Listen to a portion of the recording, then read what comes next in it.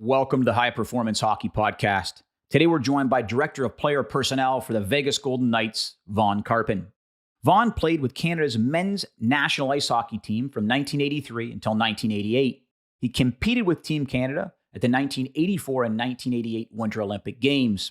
After retiring from his playing career, Vaughn was hired by the Winnipeg Jets as an amateur scout in 1993.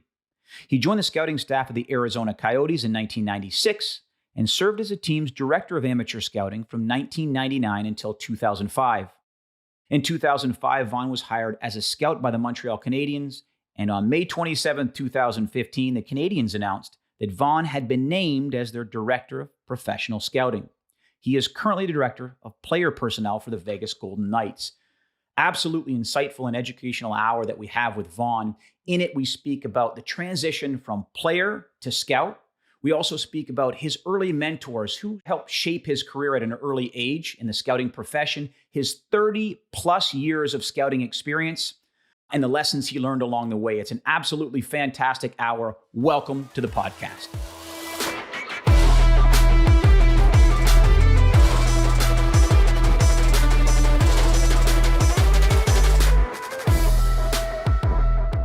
Welcome to the podcast, Vaughn. Thanks so much for joining us. Good to be here, Ed. Thanks for having me.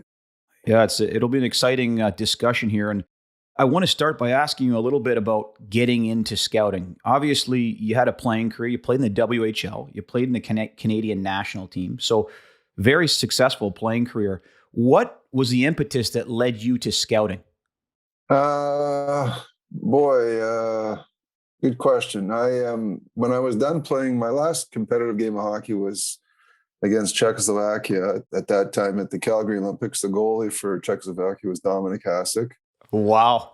I think we beat them 7-something. And then I never played a competitive game again. I got out of hockey completely. I had worked for a dairy company in Winnipeg in the off seasons, going back to when I was at university there. So the people that I had worked for there were now in Edmonton with another dairy and offered me an entry-level management job. So the time for me to quit hockey had come. And at that time, that job paid me more than I would have made in the American Hockey League. So there was just no upside in me continuing to play. So I got out of hockey, got involved in the community a little bit, coached or helped coach bantam and midget hockey out in the Edmonton area where I was living at the time, and sort of got on with life.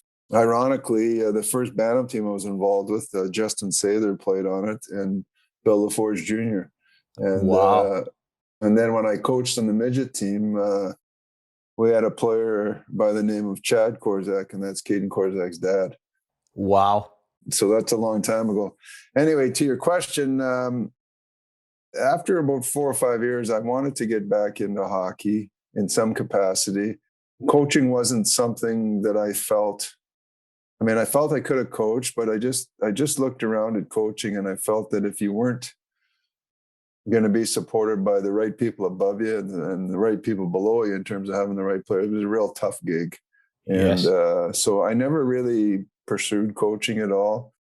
I guess so that would have been like 90, 91.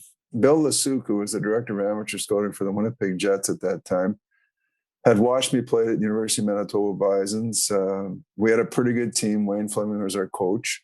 Mike Ridley was my centerman. So in 1985, I went from the University of Manitoba Bisons to the Canadian national team. Mike went right to the NHL. So that was a kind of a testament to the quality of our program at Manitoba. And people that were there at that time were Barry Trotz. Stu Grimson came after, Bobby Lowe's came after. So there was quite a few people there. Anyway, Billy gave me the chance, asked me to get involved part-time on the West Coast, just doing some amateur scouting for the Jets. And within a year, the Jets had become part of a experimental combine, for lack of a better word. Marshall Johnson was heading it up.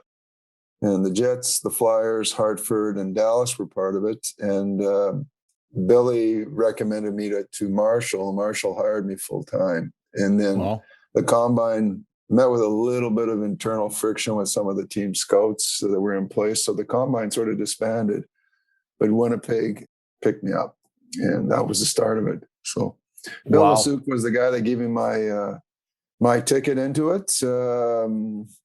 And Marshall Johnson took it from there and both those guys were real good mentors for me at the onset of my career. So let's stay at the onset of your career now. You just got hired. Who were some of your mentors early on in your career? And then I guess to piggyback that question, Vaughn, what were the qualities that you admired in them? Well, Bill was the initial guy. Bill was a total team player as a hockey player. He was on those Winnipeg Jet teams that had the first influx of European players in the WHA, and every one of those teammates from Europe just loved Billy because he took care of them. So Billy did the same for me. What he did was he got me exposed to lots of different levels of hockey, and so I would see lots of different leagues. I would go to Europe in the fall and see lots of hockey. But what Billy did was he was exposing me to the talent pool, but I wasn't responsible for the final decisions. So I was allowed to learn and make mistakes without having to have the decision made. And so Billy would protect me in that regard. So Billy was really empowering, really gave me an opportunity to do lots of things, probably before I was initially ready to make a decision, but he invested in me, Yes. right? As the best way I'd put it, as a person. And Billy was such a gentle, kind guy that, I mean, you just wanted to work hard for him and do a good job for him. And he's still, I just talked to him the other day. He's still the same fella. And back then, scouting staffs were small. There was amateur scouting. So Billy Lesuc, myself, Joe Yannetti, and then Connie Broden was part-time. Larry Horning was part-time. We had a couple of part-time people in here. Like your scouting staffs, you could have a meeting in a cab. They were small. Contrast that to now. Yeah, like in my day when you started, it was a real feather in your cap if you were asked to go to an international tournament. Wow. But now teams send 10 guys, right? Wow. That's how the business has changed in that regard. So there was a real rite of passage as a scout. Yep. And the lessons were getting you exposed to different levels. And, Billy wanted me to be good at being a regional scout first. Like I had Western Canada. Actually, when I started with him, I had Eastern Canada. I lived in Ontario. I lived in Kitchener. I had the Ontario League. But he exposed me to other things at the same time. The one thing that I'm really thankful with Billy is, as I said, he exposed me to stuff and he never pinned things on me and gave me the decision because he knew that I didn't know what I didn't know yet. Yeah. And he protected me that way. And that's never been lost on me. And it's kind of the way I've tried to interact with new people when we have them, right? On our staff is guide, give them opportunity, but make sure I'm keeping an eye out for them, right? What a unique thing. I think that's a fantastic mentorship, essentially allowing you to see a wide breadth and depth, evaluate, make decisions. But at the end of the day, you have that, I don't know if you want to call it a safety net, but you feel you're learning. And then when it's time to step out on your own, you've got that confidence built up from your experience. What a great mentor. So NHL scouting, you went from Winnipeg Jets, right? Mm-hmm. Arizona Coyotes in 1996, team's director of amateur scouting. So 99 to 2005. My apologies. Is that correct? Yep, that sounds about right. Yeah. Okay. Montreal Canadiens. You'd been their director of professional scouting, currently the director of player personnel for the Vegas Golden Knights. Storied career in terms and measures of your experience. What's a typical week like for you right now in the National Hockey League? Well, it's been, the last couple of years have been such a debacle in terms of trying to schedule. But typically you, as a professional scout, you're going to see between 21 and 24 games a month. And wow. So that's a lot of time on the road. That's a lot of planning in terms of who you want to see. And tactically, I've got 5 regional guys that work for me, four regional fellows, plus one senior advisor, I'll call him, and Kelly Kissio. And those guys are basically responsible for knowing divisions in the league. Okay. And their affiliates. So we break it up. Their schedules are a little more defined than mine. My role changes from year to year, depending on where we are with our team. If we're in the last few years, we've been acquiring players at the trade deadline. So typically the first part of my year has been trying to identify those players we'd be interested in and getting to know them. So, from year to year, I might spend more time with one of those guys that I work with or two of them than others in terms of the leading up to the trade deadline. So for me, the travel is, I'm going to be somewhere. I don't know where it's going to be, but I'm going to be gone a lot. And Wow. typically a trip is 10 days and I try to have a game every day, Yeah. Golly. In terms of talent identification, you've been involved again in the league since 93. So almost, 30 years? 30 years, yeah. Yeah, 30 years. Maybe a very broad-based question, and I'm sure there's plenty of differences, but what have you seen as a difference in the landscape of talent evaluation? Is it changed considerably? Are you watching different qualities that you would have watched 10 plus years ago? How has that landscape changed from a scouting perspective? Well, for me personally, I would say that I've become much more efficient in what I do. And I would say that my lens for watching the game has become better. I think back to, those beginning years with Billy, my plan for going in the rink and what I sort of watched and compare it to, say, 10 years into the job is completely different. And then going, another 5 years, it's completely different. So I would say that scouting in that regard, I've made personal adjustments in terms of how I watch the game and just sort of adjusted my style. I'd say some of the more tangible things in scouting that have changed as well. The leagues have all become weekend leagues. Okay. So it's, staffs have had to be bigger because you can only be at one game Sure. a day or two, or, sometimes two if you get the scheduling break. You can only be in one place at one time. So staffs, as junior hockey, as college hockey has gotten bigger, they've become bigger businesses, right? Yep. And the business model's changed. So weekend dates are prime, right? It's entertainment. So, there used to be a time when I started where you could come into the Montreal area, you go to Laval on Monday, you could go to Saint Jean on Tuesday, like you could work at one hotel and cover the league in the greater Montreal area. Well, that doesn't exist anymore, right? Yeah. There's one junior team, I think, in the Montreal area, and now the Maritimes are there. So scheduling is becoming hugely, it's always been the biggest issue in terms of planning and figuring out where you want to be, where you need to be. And then, so staffs have gotten immeasurably bigger on the amateur side.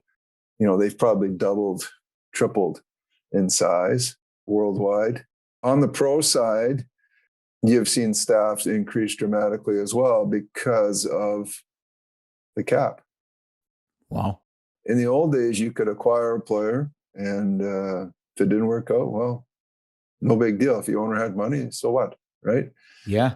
Well, now we're all encumbered by the cap. And if you're acquiring players through trade or through free agency, it's just not so easy as moving on from something that didn't work for your team, right? So you need to know players more in depth. And so staffs are bigger in that regard, right? So staffs have increased, obviously, in the NHL because of the cap, I think, more than anything.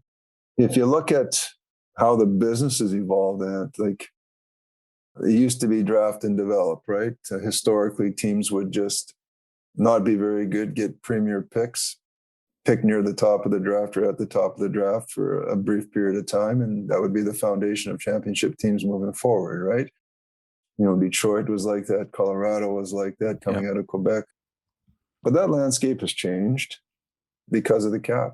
You need to draft well, certainly. I think that's still the foundation of your organization. You need to acquire assets that way that are either good for you or good for somebody else that have value in the league. You need to swap those assets in an intelligent manner, right? So that's your pro scouting and that's your trading.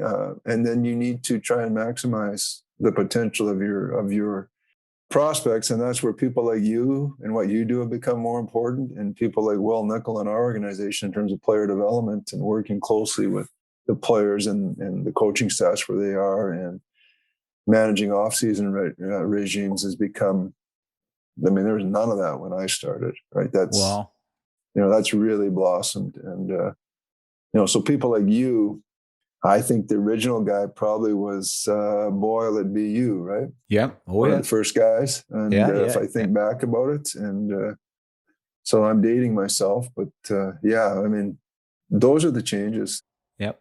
So I want to hit on two of the areas that you talked about changes. So you talked about staffs getting bigger. So the Mhm. first question is, if you're able to share it, and maybe just subjective qualities, but what do you look for in hiring a staff member?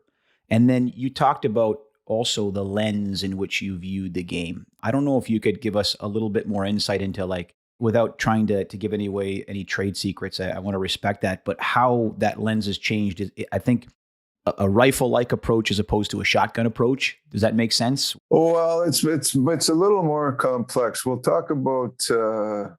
Bring me back to the second point, Matt. Okay. Yep. For sure. So when you fill out a staff, like scouting, lots of people are involved in scouting today. Everybody can scout. Just, well, you don't have to ask me, I can tell you, right? You know, well, on Twitter, right? Much like our profession too. Sorry. Right. Yeah. I'm a personal trainer. Yes. Exactly. Exactly. So scouting is a very solitary thing, if done well. You go to a game, you watch what happens with the people you're there to see, and you're trying to predict. In the case of amateurs players, you're trying to predict what they could become. In the case of pro players, you're trying to predict where they would fit on your team and in what role, how successful they've been. Scouting, there's no answer key, right? Like, you can't go to the back of the book and see your answers. It's you hear the word projection. It's all of those things. For me, it's about trying to see it before everybody else sees it, right? Yep. We make trades, we draft players, and that may not be the consensus, right? The experts, the people that want to talk about this all day, haven't said that, therefore it's contrarian, right? Sure. Except when it works out, it goes away quietly, right?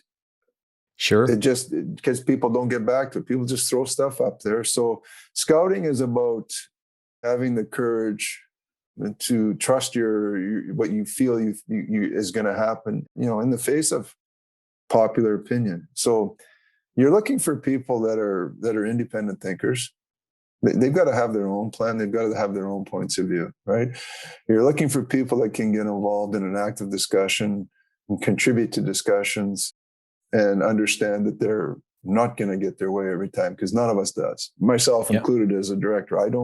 We make lots of decisions that I maybe didn't see actually work out pretty well. I'll take credit for them, Sure. But that happens. So there's a real big trust factor in what we do out here, right? You've got to be a trustworthy person. You've got to go to the games. You've got to do the work. You just can't cheat. So there's this independence of putting yourself in the ranks that you think you need to be in. There's this independence in doing the job and spending the money like it's your own in terms of doing the job within a budget. And then there's this ability to work as part of a team, as part of a collective, and to communicate and to contribute to that. And so those are key things for me. And then what was the second thing we wanted to talk about? Yeah, kind of the growth, maybe lack of a better word, but how you've continued to evolve your lens. Right. So in the beginning, when you first start scouting, you kind of look at the game and you're kind of chasing it. You're watching it and you're trying to take in everything that happens. Effectively, you're more involved in outcomes, right? Goals, whatever, right? You're like a fan. And eventually you learn to slow down and you learn to watch individuals and see how they play, how they got to positions, right? So you worry less about outcomes and you spend more time trying to figure out how did that happen, right? Yes. With individual players.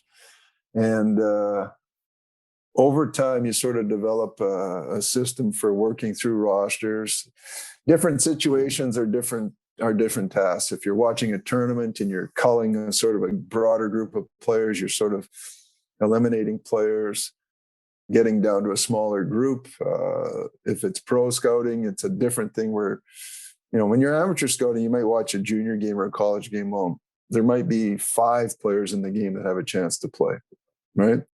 If you're at an NHL game, well, every guy's in the NHL. It's somebody you need to know. So sure, different skill sets for sort of breaking down the puzzle in different pieces. But that's, for me, is kind of the lens that you develop, and you learn to slow down and let the game come to you, rather than chase it. Sort of like a player, right? When you get to a new level, when you're 11 or 10 years old and you bump up to the next level at 11 or 12, and the guys are bigger and faster. In the beginning, it's a little bit fast. And then, halfway through the first year, you're figuring it out, right? And that's kind of scouting. As you get into it and get more experience, you get more familiar with the leagues, you get more familiar with the level of play. You just chase it less, it just comes to you. Isn't it interesting, like how that's evolved, at least the way you slowing the game down? A former player, like you think that would be natural, but I look at it myself and some of the things that you and I have talked about off the air. I'm like, wow, I didn't see that. I didn't play at an esteemed level. I played college hockky, but I'd imagine that just comes from continuing watching and creating rules of thumb and training your brain. Just because you play doesn't mean you're a great scout. No, right? And you can be a great scout without having played as well. Absolutely. And, there's examples of both. I think the biggest thing is, as you said, there's no shortcut. You can't do this in a hurry. I can't watch a player once and know what he's going to be. I can tell if he played good or bad in that game, but I can't predict the future. And if anybody tells you they can, well, then they're just complete bullshitters. You got to commit the time, man. That's the biggest thing. Like, time is a great educator if you use it well. Yep. Going to games isn't enough. You got to learn. Like, it's sort of like going to a driving range and practicing a bad shot. You get really good at hitting a bad shot. Scouting can be like that too, right? So you've got to have the ability to review what you thought and understand where you went off the tracks and leave that and get on to moving forward, because you're gonna be inaccurate in some of your assessments, and that's just the fact of life, right? The only people that aren't wrong are the people that don't make decisions. I love right? that. But they have no chance of winning. That's right? Very true. I wanted to kind of pivot. Just I want to obviously stay on scouting and specifically the landscape today. I think the big push for this came with that movie Moneyball, right? This idea of tech, this idea of looking at metrics, this idea of harmonizing the scouting portion, which would be subjective, which I put in quotes because I believe that we're all subjective, even the best of times, including the data that we'll use. But my question is, what's the role that technology right now plays in talent identification? Do you use it? Do you rely on it? Is it used to inform? Is it used to persuade? How is that being used from a scouting standpoint? I think every club is different. We've got some really, really brilliant people. We use it. I guess the best way to sort of explain it is it's another tool. I think that done well, it can help lead you to better decisions. So I think that they're important to have independently, so that the eyes in the rink bring their point of view, the data managers bring their point of view, and you're looking for synergies, right? And data tells you what happened, right? It tells you the outcome. That's right. And your scout should help explain the data, is probably the way I would look at it or explain it to you. And lots of the data, I feel, is white noise, right? And like the data points are talking points for a lot of people that don't really understand the game. It's been sort of a gateway for them into the business of our game.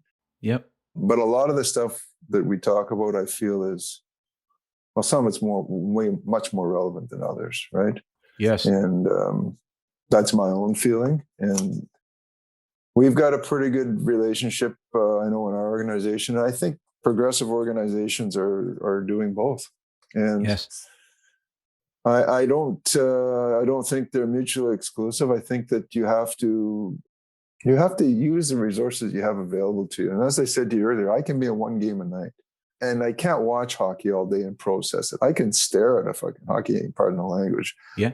But I can't process it. Yeah. I can process some, but I can't process all that. So what the data helps you, it helps get you refocused and get you to some of the things that you need to be doing or maybe have missed. Where you get in trouble in anything is when people are too worried about getting credit for something for themselves, right? Wow. They're bound and determined that it's going to be their way, right? Yeah. Until it isn't. And the truth of the matter is that you kind of got to try and hit it down the middle and use the resources that are available to you. So in a good hockey organization, the pro scouts are going to tell your general manager what they're seeing. Your metrics people are going to tell you what their points of view are. You're going to have discussion, right? And I can tell you that we've, on the pro side, we've acquired players that as a pro scouts, we didn't have that much regard for, but our metrics people brought forward and we acted on it. And it was a good decision. And we've done the contrary too. And they've worked out. That's the way it is. I mean, you have plans, you have to make decisions, and there has to be sort of a unification of both worlds. To do just one or just the other, I think I wish more teams did, because I think there's a greater chance for making mistakes. We talked about this idea before, and I love what you said a couple minutes ago. You said, and again, I know we talk about using data and making decisions and having the coach's eye and the scout's eye as well. I'm not suggesting one in favor of the other, but this idea that you hit on is that it tells you what happened, not what's going to happen. Right. I think we look at data a lot of times, and the great thing about data is there's no uncertainty. It's something already happened. So now our goal is to make a story or come up with the narrative as to why that happened. The problem with that is that many times is, as you mentioned, there may be some signal in there, but there may be a lot of noise. And if you use those algorithms in the future, you might be getting yourself in trouble because 3/4 of it's noise. So my question is, trusting your gut, like simple rules of thumb that have been created over the years, how much do you rely on that on a daily basis? And I'm not asking you to share with us your wisdom in terms of what those rules of thumb are, but I would imagine that's a really imperative quality of a really high-end scout. Yeah, you've got to know your people. And when I say people, your players that you're responsible for knowing, you've got to know them on their best day. You've got to know them on their worst day. And you got to know who they are, day to day. And you got to know what allows them to be good or what causes them to struggle. Situations in the game, type of opponent, those types of things. And I think what's lost on a lot of people in our business, in sports in general, particularly in hockey, is how it's a team game and you're putting people together, right? Yeah. And I think Lou Lamoriello has the expression of your team's like an orchestra and you need different instruments. Well, it's very, very true, right? Like you need different things. So the challenge is to look at a player and not be hung up on trying to find what you want him to be, but understanding what he is and then figuring out where that fits and whether they can do that regularly enough for you. There are certain guys that are good at certain things, right? And that's how you put your team together and finding those people. But like I was at a game last night, there was 9 goals in it. There's 27 points. It was a poorly played hockey game, but there were statistics. Sure. There were scoring chances, right? Sure. Well, that game wasn't as grueling as a game that I would have seen against another team, between two other teams that was maybe a 2-1 game. Sure. Right? Sure. The last night's game was high event, just high event. And the quality of what you're watching in terms of the level of proficiency of the players in a game is really critical, right? Statistics are good, but there's statistics in every game. There's so many different components of the game, right? The mental, read and react, timing, breakaway speed, first 2 steps, skating overall. Obviously, there's much more of a premium. And not that there ever wasn't, but it was more of a clutch and grab game maybe 10, 15 years ago. We're looking now at high-end skating for the most part, skaters. Obviously, there's caveats there. There's some that we'd argue that aren't mechanically sound. But how is that evaluated? Is that something that you're looking at on a nightly basis? as a skill? And I guess what's the difference for you between game speed and speed? Meaning, what happens when the player touches the puck? Well, it's interesting. You look at a player and you sort of evaluate a skill set to begin with, just in terms of getting a handle on what their talent is. You evaluate their ability to handle the puck. You evaluate their ability to see the ice. Do they see options? Can they see it? Can they do it? You evaluate their ability to skate, right? That's always been a part of our game. There's lots of different kinds of speed. What's happened to our game, I feel, is it's become much more linear because we took the red line out. So the need to move laterally and pull people laterally has diminished because you see this, this chip and chase so much more than, the tennis game, right? Yeah. Teams play to not lose and get out of their end. So there's much less possession up ice now in general than there was in the old game. So the game has become, when people say the game has become faster, it's become more linear. And, right? It's straight line. Like before, if I wanted to beat a defenseman one-on-one, I had to beat him with lots of stuff, right? Agility, different things, right? Quick hands, attack the triangle on his feet. Well, now I can just chip it by him, and he can't bump me anymore, right? Because that's interference. Sure. Now it's just a foot race. So skating is still really, really important, and different parts of skating are more important for different positions, right? Yeah. So defensemen have to be able to go and get the puck. Right? Because the game's linear. Those guys are coming now. You can't hold them up. You can't slow them down. So they're already working with the short end of the rink. They got to be able to go and get it quick and get going. Yep. So, you evaluate their skating much different, components of their skating much different than you do a guy that's a left winger. Absolutely. Right? They need different kind of skating talent. Sure. Based on where they play. Same with centermen, right? Who have to play much more of the ice. So skating is a big part of it. Like, I've been to a lot of games over my career, and I haven't been to a game yet where they call a timeout and have a guy do a fastest lap. Right? Like that. Like, you still got to be able to think. You still got to be able to arrive at the right place at the right time. If you can harness that, that's good. Then you've really got something. Having good hands and not being able to skate or not being able to move is no good. Being a really fast guy with no hands and no brain is not a good thing. I heard this story. It was hilarious. That I won't mention who they were talking about or who said it, but the analogy of hockey sense. And if you go into a parking lot and there's one spot left, and that person finds a parking spot. The next day they come back to the parking lot. Every spot's available, but they can't find a spot. Yeah, can't make a decision, right? Can't make a decision. Is it? I don't know if it's Yogi Berra or whatever. Get to the fork in the road and you take it, right? There's just many different layers, right? It's not just one variable. Well, I think in every sport, athletic ability is obviously critical. If you've got it, it's an advantage. But if you don't know how to use it, it's not an advantage. It's an advantage only to a certain point. That goes across every sport.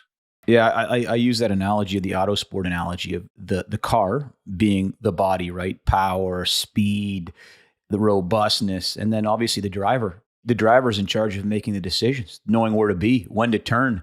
And that's the harder part, at least from a physical capacity standpoint, that I think is really difficult to train, right? Like you could have a really robust car. You could have but you drop the puck and now you've got to sequence, time, move, change directions, know where to be. I don't know if you can train that to an extent. Well, I'll tell you what happens is the thing about hockey, unlike any other sport, is that it's fairly dynamic, right? We don't have predictable stoppages in play. And one shift is not the same as the next. Yep. Or as the last, right? So, you prepare players for different situations through physical training, through practices, and through, general tendencies in terms of where they should be on the ice at different times. But when they get on the ice, they're on their own. Yep. You can't play it for them. So that decision-making in the moment is the defining factor for all players. Wow. right? It just is. Yep. And take it a step further. When you're on the ice in a hockey game, you get 5 teammates with you. You got 4 skaters and a goalie. Yep. Plus, you got 6 guys in the other team trying to get in your way. It's fast. Whew. And what I see today happening a lot is that we've got lots of specialists training, right? We've got skills guys, we've got skating guys, we've got everything. But I don't know if kids are learning actually how to play the game, if they understand the game to the extent that they do. In my playing career with the national team, I had to play against those great Soviet teams, right? Oh, So yeah. I played Soviet teams 75 times in my career. I played the big team, the big red team, I think 10 or 12 times by my estimation. And our coach was Dave King, and Dave had a really good ability to break the game down for you in terms of that hockey sense we're talking about, helping you become a more intelligent player. Because, as a Canadian kid, I think as kids in general hockey, we're all willing to work hard, but that wasn't enough against those players. You had to work smart. So then you had to have this keen awareness of where you were on the ice relative to the puck all the time. And Dave did a fantastic job for me. I mean, I benefited from it just in getting to that. And it's helped me every day in my job as a scout. I feel it's been a competitive advantage for me to have had that experience. And the Soviet players of that generation didn't just play hockey.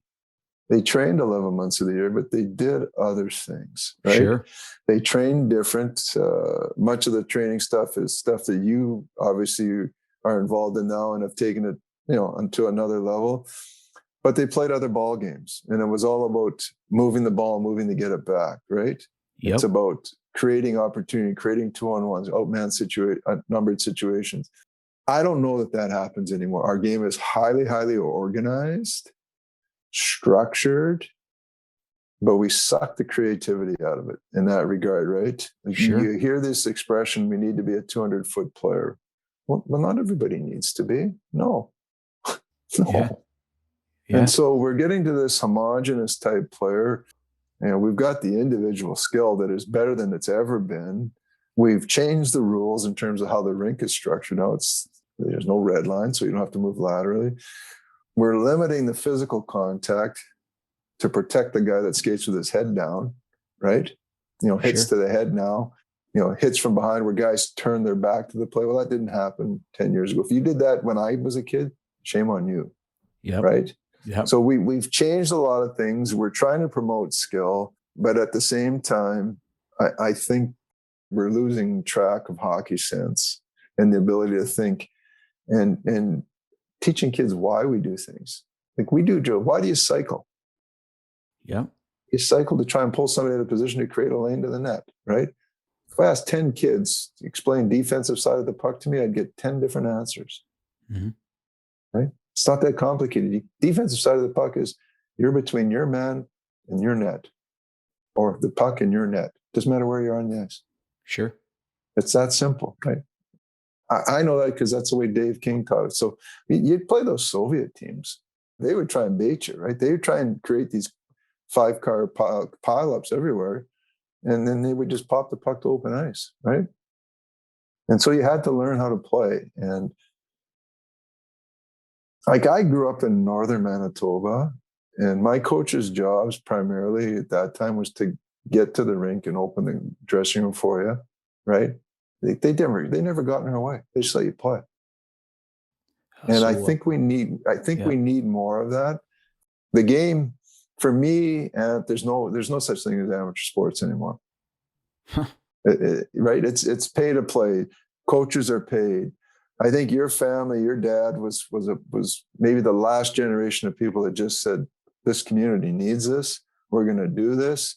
You run a hockey school, you everything goes back into the community. It's a community in Denver, right? Yeah. It's not about feeding, 4 Donskovs, and it was never about that. And we've lost sight of that, not just in hockey, but in every sport, right?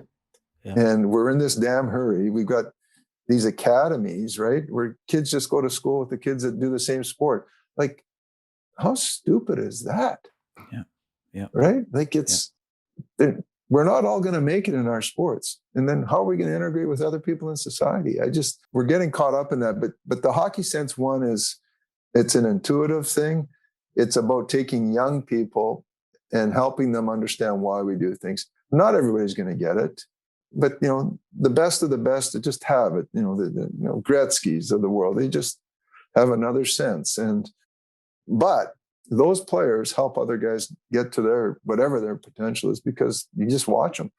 Sure. Right? You're around and watch them. So true. I want to pivot here just for a moment. I want to, again, we're obviously staying on scouting.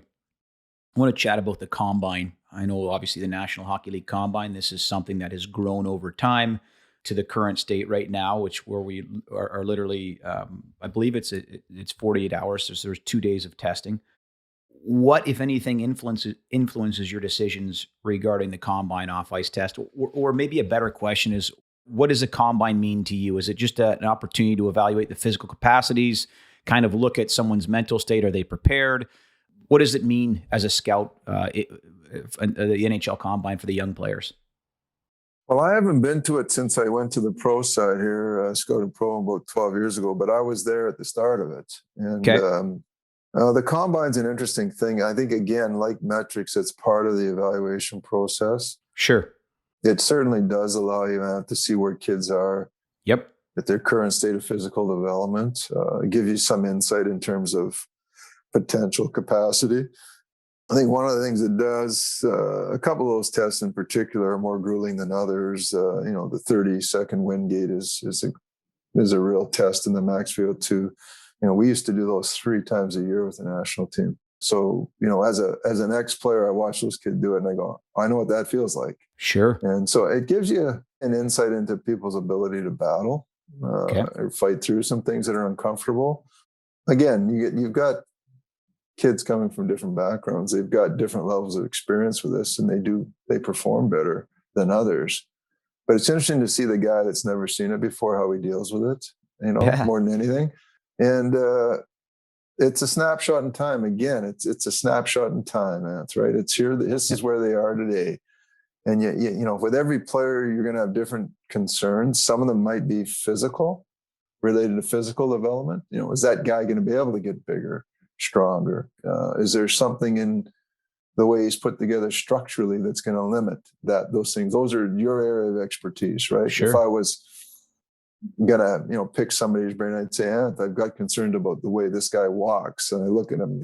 Is this something that I can expect? How does this guy compare his path compared to somebody I know that's done it? And you're going to give me some insights into that, right? Sure. And so it's part of the process. I think it's an important part, because again, when you're dealing with players at that level, you're dealing with upside, right? It's not a sprint; it's a bit of a marathon, and you want the guy that's going to give you the most at the end of the day, each step of the way. So some players are done. Yeah. Some players are done developing or very close. Others, have a long runway. Like I look at a player on our team, Nick Roy, 6'5", big guy, and he grew up in Amos, Quebec, which is north. I'll be shocked if they had a gym in their town. Like he wouldn't have had the advantages of a kid that grew up in Montreal. Sure. It's just a different environment, But give him those advantages. If he's got enough character, he's got some room to grow, right? Absolutely. Upside, tons, right? Yeah. So those are the kinds of things that you use the Combine for. You see the guys that are top performers in those testing. That doesn't necessarily equate to top performers as players, right? And also, too, the way I view it, I think I'm putting my bias onto this, is that, the hardest things to measure start from the scoreboard and work backwards. The low-hanging fruit really is the strength training. And I'm not taking that in a negative context. It's how I make my living as a coach, a strength coach. But you could argue that, someone with a great attitude, a great work ethic, who just performed poorly in the Combine is actually fine. He's got a huge upside because those are easy qualities that we can work on. Yeah. Well, I'll give you an example. As a player, when we came to training camp, I had to be fit. It was my best chance to make the team, right? I couldn't afford to be 2 weeks getting into it, but I wasn't going to, my performance wasn't going to go that way that much during the season, Sure. right? Sure. I was closer to being where I was going to be because I had to be on the team, right? And I knew that. And some other of my teammates didn't have to be there because you know what? They were just better than me, right? Yep. They could do stuff. I couldn't afford to be less than my best out of the gate, or I wouldn't be there. Yep. But there's other guys that can. And yeah, I think what you do today is important. I think it's been done better than it's ever been done. And yet I think some people are slaves to that component of it too, right? Sure. Right. Sure. And again, these are all parts of making the player, and at different stages of your career, they're more important than others, right? In different things. So true. Yeah. There's technical, tactical, there's physical, there's psychological. And like you just hit in at different points of that individual's career, there's going to be an emphasis placed or a de-emphasis placed on those components pending the individual. If you could get young players, through your camps at young ages, and you work with movement, right? Everything is about movement, whether it's skating or it's basketball or it's football. It's about balance and movement, right? And the people that develop that young just have an advantage. And we're all made sort of genetically. We've got our physiological makeups, right? Some guys are bow-legged. Some people are, knock-kneed. You can see that, and you can get to work to addressing some of those things, right? But there's only going to be so much that you can do for them, right? There's going to be a ceiling on their ability to overcome those things, right? But along the way, they're doing other things to compensate, right? The guy that can skate like hell might not have your hands, so it's a sum of the parts, right? Yep. And so yeah, I think any of this stuff, Ant, like the hockey sense, all these things, and it's every sport. My son was a competitive swimmer. He was the smallest guy in the blocks, but he could swim.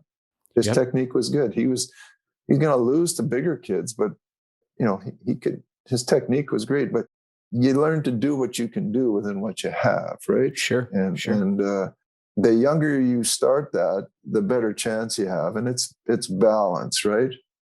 And I talk about the Soviets because I played against them so much, and the way they trained was crazy. In terms of doing it 11 months a year, but they didn't play hockey 11 months of the year.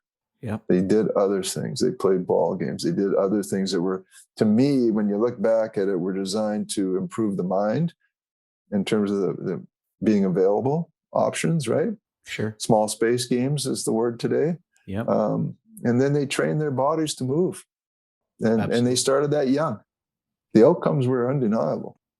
Are there any qualities that you look for off ice, or is it just, it's just one component? Are there any certain, for example, we're looking at a vertical jump, or we're looking at a sprint, or we're looking at structural components of the athlete, or is it just, hey, it's just a part of the puzzle. We're not going to focus on that too much.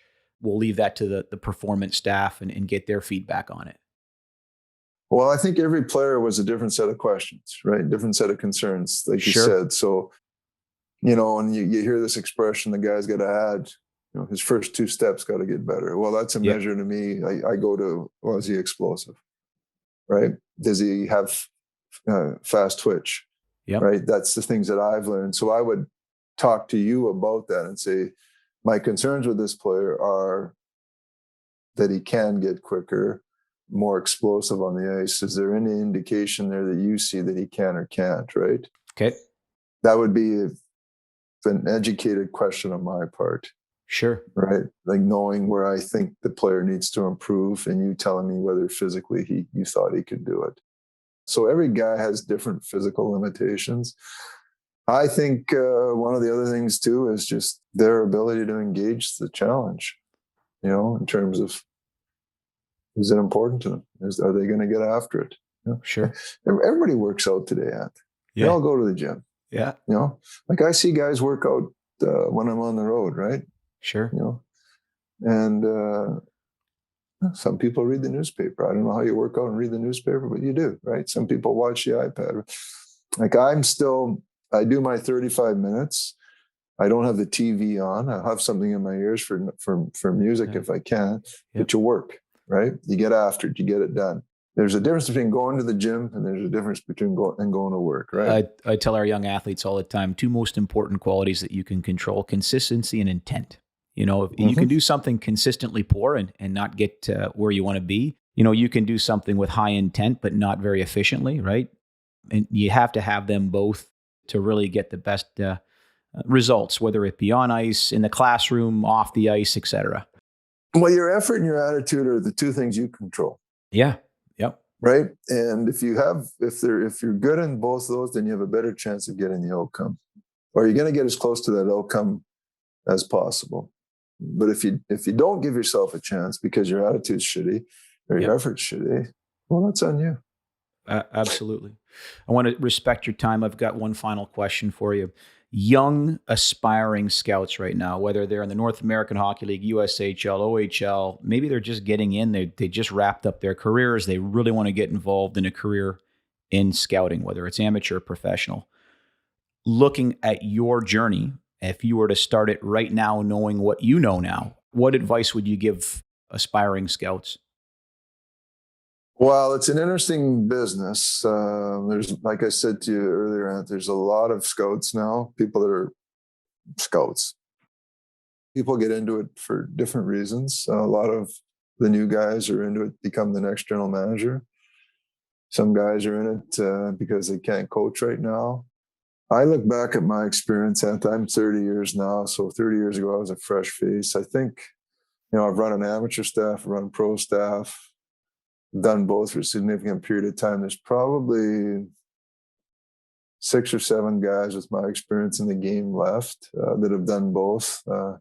Wow. Tony Feltrin in St. Louis has done pro and amateur scouting. Les Jackson, who's now at Florida, has done both for significant periods of time. I know I'm forgetting some other guys, but there's not many of us, is what I'm saying. If you're going to scout, a couple of things. One is it takes time. You don't even know if you're any good for 5 years because it takes that long for a player, right? Wow. Right? Like you can have a player on your team, you draft him at 18, you can have him on your team at 23, you still don't know what his ceiling is. You trade him and he becomes a superstar, right? So that's sort of the complexity of what you're dealing with. So in terms of self-evaluation, it takes time and you got to have a body of work, right? And you've got to be honest with yourself. You can't just take the players that have worked out and talk about that. There's lots of teams out there that have drafted players that didn't work out. And you can, and if given the chance, you would have done the same thing, right? So Billy had this experience there, that expression that there's lots of teams out there living with my mistakes. I would have done that, and it's but it's that honesty, right? Yeah. That self-evaluation, and there's not a ton of security. I've been fortunate, 30 years with only 3 organizations: the Winnipeg, Arizona, Montreal, and I came here with a startup, and that's fairly unusual. But you don't have a union, you don't have much protection, right? You're judged on your work. Sometimes you're going to lose your job for good decisions if people can't see it, and sometimes you're going to keep your job when you really should have lost it because your advice has been not very good. It's interesting. So it's the pressures that come with that. You're based on team results. So when you're scouting, you're recommending players, you're taking a leap of faith in them, but then you're handing them off to somebody else. Your ability to influence their development is done. Yes. So it's not for everybody. If you really look at it from a big picture point of view, the risk involved in scouting as a career on its own is significant. And you better be prepared to work with that kind of pressure. And if that kind of stuff intimidates you, it's not the career for you because you're going to make mistakes. I lost my job for the best decision I ever made in scouting. Wow. That happens. And there's plenty of times I probably should have lost my job for some of the decisions I made, right? Yeah. That's if you look at it objectively, that's the way it is. So that's pro sports. We're outcome related. If you're a coach, you have more influence. in the outcomes, right? Because you put personnel on the ice. If you're a GM, you have more influence. As a scout, you're just bringing people to the party. You're introducing people, and then you're out, Ha. right? And we feel strong about potential, but if the people we hand them off to don't help them get there, then we look like we're not that good, right? And conversely, we can give some pretty average talent people to some pretty good people, and they can make them look pretty good, right? So there's two sides of it. But my point is, it's a position of a leap of faith. It's a position where you're in the background. Like if you're a guy that the coach has to tell you every day you're doing a good job in between shifts, it's not for you, right? If you're a guy that needs to read about yourself in the paper, it's not for you, right? If you want to be part of a collective and you want to be a behind the scenes guy and keep bringing people to the party, then that's the job for you. And not everybody's wired that way. It's a tremendous sacrifice for your family, right? You're away a lot in the wintertime. You got most of the summers off, so it's good that way. But it's funny. I was on a flight one day, and I don't really travel with anything VGK. I just try and mind my own business. And I had to work one day. I had to do something. The guy beside me was chatting. He said, "What do you do?" And I said, "I'm a hockey scout." He said, "Oh, what a great job, eh?" "Oh, I'd love to do that." I said, "Oh, yeah." I said, "What do you do?" And he said, "Oh, I work here, wherever he did." And I said, "How do you feel about working nights?" He said, "I hate that. I don't want to do that." I said, "Well, how about weekends?" He said, "Well, I don't want to work weekends." He said, "Well, guess what? I only work weekends and nights." So Think about that. So that's a sacrifice your family makes, because your wife's friends' husbands aren't doing that. So it's a career for you, but it's a career for your family. It's hard on wives. It's hard on kids at times, right? It's an all-encompassing thing if you're good at it, if you want to be good at it. And it takes a big commitment from your family, not just you. But the rewards are great. I mean, there's perks that come with it, but it's like anything. Everything comes at a cost, right?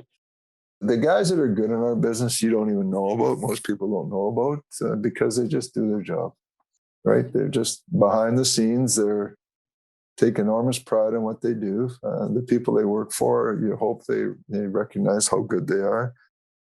But scouting is, when people say they scout and people say they're in scouting, have conversations with them. If all they talk about is outcomes, they're not really scouting. Unbelievable. It's like you. It's like, I've been to your gym.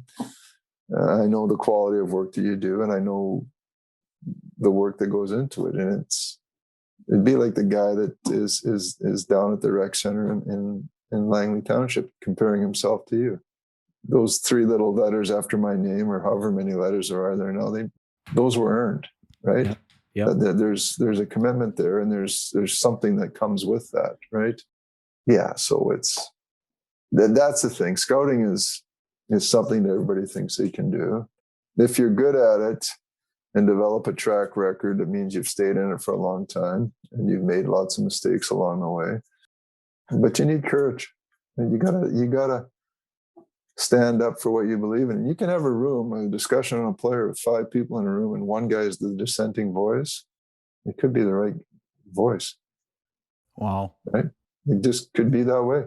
And I've seen it. I've seen it tons of times. And so that's what you try and encourage in terms of your discussion. You don't want, I never speak first on a player, try not to. I want other people to tell me what to think. I don't want to influence a conversation. You try and get independent thinkers, because if we all think the same way in this job, we're all going to make the same friggin' mistake. Yeah, so true. Right. So right. true. And so you need diversity in terms of what people's experiences are. And, some guys are good at working on the computer and writing a report. Some guys can't type, don't want to do that, but can have a conversation about a player and tell me exactly where he fits on my team. I got both. And you need both, to get to that decision, right? Absolutely. Like I said earlier, there's just no answer key. You don't get to go to the back of the book and say, you just don't. And And you learn over time. You learn with every player you watch, and you do anyway if you're paying attention, if you care. And I think good organizations in our league, the teams that are repeatedly at the top or near the top, have lots of those people. I really believe that. I feel I know who they are. They're respected opponents, and you try and learn from them from afar, right? Our guest today has been Vaughn Karpan. Vaughn, thanks so much for joining us. Hey, anytime, man.